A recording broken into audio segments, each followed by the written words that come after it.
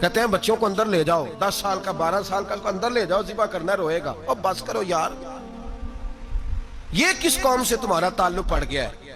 ہمارے تو 12 اور 14 سال کے معوذ اور معاذ ابو جہل کی گردن کاٹ کے رکھ دیا کرتے تھے، اور تو بچہ بکرا ذبح کرنے سے ڈرا رہا ہے۔ اس کو کھڑا کر لا کے، قربانی تو جہاد کی ٹریننگ ہے، وہ کھڑا کر، اس کو کہا بیٹا یہاں کھڑا ہو، اللہ کے رستے میں بکرے کی گردن کاٹنی ہے، اگر کوئی شخص خدا رسول کے دین کی مخالفت کرے، کفر کا جھنڈا اٹھائے تو اس کی گردن بھی کاٹنی ہے۔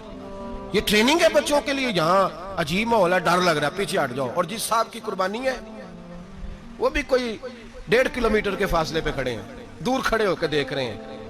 نفیس ہی بڑے ہیں جناب، لطیف ہی بڑے ہیں، کپڑوں کو کوئی قطرہ خون کا لگ گیا تو بڑی مصیبت بن جائے گی۔ اور امیر آدمی، اس کا تو گھر کسائی نے خود فون کیا ہے کہ صاحب سب سے پہلے میں آپ کے گھر آؤں گا، اس کو پتہ ہے کہ منہ مانگی قیمت ملے گی۔ مہربانی فرمائیں، قربانی میرے رسول پاک صلی اللہ علیہ وسلم سے زیادہ نفاست والی طبیعت کسی کی نہیں۔ صحابہ کہتے ہیں اتنا حسین محبوب کا انداز تھا کہ کبھی کپڑوں پہ مکھی بھی نہیں بیٹھی تھی، اور حضور سے ہم سلام لیتے تھے، دست مبارک چومتے تھے تو ہمارے ہاتھوں سے کستوری کی خوشبو آنے لگتی تھی، اور فرماتے ہیں نبی پاک کا ہاتھ یوں ہوتا تھا کہ برف بھی اتنی ٹھنڈی نہیں جتنا پیارا حضور کا ہاتھ ٹھنڈا ہوتا تھا۔ پھر بھی حضور دست مبارک میں خنجر پکڑتے، جانور کو لٹاتے اور اپنی طامت کو سمیٹتے، اور اللہ کے حبیب گھٹنا رکھتے اس کی گردن پر، اور بسم اللہ اللہ اکبر کہہ کے ذبح فرماتے۔ حضور خود دست مبارک سے، تو اتنا زیادہ نازک مزاج ہو گیا ہے کہ اب یہ والی سنت ادا کرنا مشکل ہو گیا تیرے لیے۔ 63 اونٹ ہیں، اور صحابہ کرام علیہم رضوان فرماتے ہیں کہ حال یہ ہے ہم سوچ رہے ہیں کیسے ذبح کریں گے، کیا کریں گے، کیسے گرائیں گے، اور نبی پاک صلی اللہ علیہ وسلم کہتے ہیں ہم ابھی سوچ میں ہی تھے کہ حضور نے چھری پکڑی۔ خنجر جب حضور نے اٹھایا تو فرماتے ہیں اونٹ دوڑتا ہوا آیا اور نبی پاک کے سامنے آ کے لیٹ گیا۔ فرماتے ہیں اللہ کے رسول نے بسم اللہ اللہ اکبر کہہ کے ذبح کیا، اس نے ٹانگ بھی کوئی نہیں ہلائی، پیر بھی کوئی نہیں ہلایا۔ وہ کسی شاعر نے بڑی عجیب بات کہی تھی، اس نے کہا پھنسی جو دام میں بلبل تو لگی یوں کہنے، کرے گا قتل کیا تو نے جب اسیر مجھے، کباب شمع کے شولے پہ کیجیو سیاد، شکل گل نظر آئے دم اخیر مجھے۔ وہ کہتے ہیں بلبل کو شکاری، سیاد شکاری نے پکڑ لیا بلبل کو، تو سیاد سے بلبل کہنے لگی تو نے پکڑا ہے تو قتل تو کرے گا ہی نا، کھائے گا تو صحیح، ایک میری منت ہے۔ شکاری کہنے لگا وہ کیا؟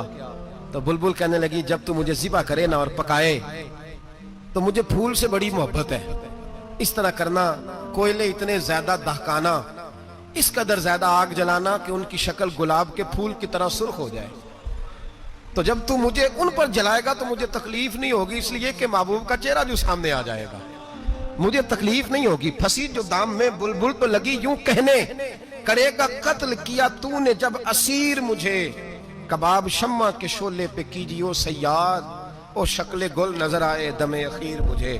اعلیٰ حضرت بریلوی علیہ رحمہ فرمایا کرتے تھے، فرماتے تھے بڑی تکلیف ہوگی جب جان نکلے گی۔ روایتوں میں آتا ہے جس طرح باریک دوپٹہ جھاڑیوں پہ ڈالا جائے، کھینچا جائے تو پھٹ جاتا ہے، یوں تکلیف ہوگی۔ پر فرمانے لگے رسول اللہ کے غلام کو کوئی تکلیف نہیں ہوگی۔ حضور کیوں؟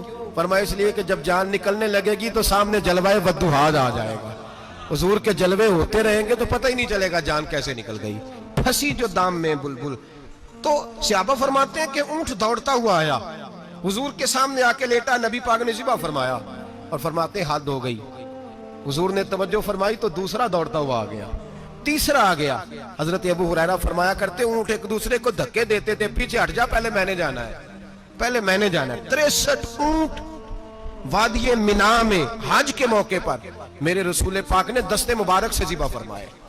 ہر قربانی حضور نے اپنے ہاتھوں سے فرمائی۔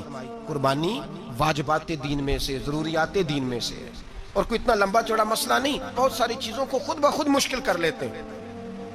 ٹی وی پہ خبر آتی ہے فیصل آباد کے 2 بیل ہیں، بولو اور ڈولو، پتہ نہیں کتنے من ان کا وزن ہے، ان سے پوچھا جا رہا ہے کہ بولو ڈولو کھاتے کیا ہیں؟